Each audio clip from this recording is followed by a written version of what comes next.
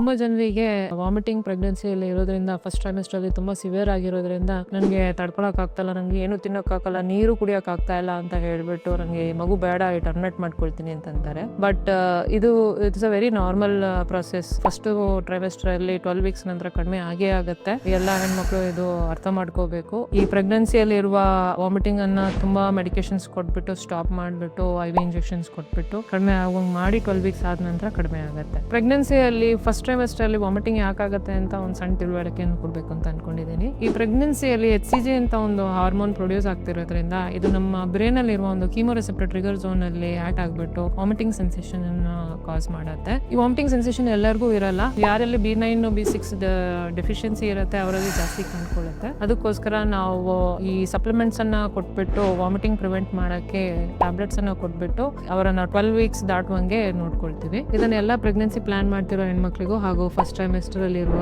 Pregnancy ಇರುವ ಹೆಣ್ಮಕ್ಳಿಗೂ share ಮಾಡಿ.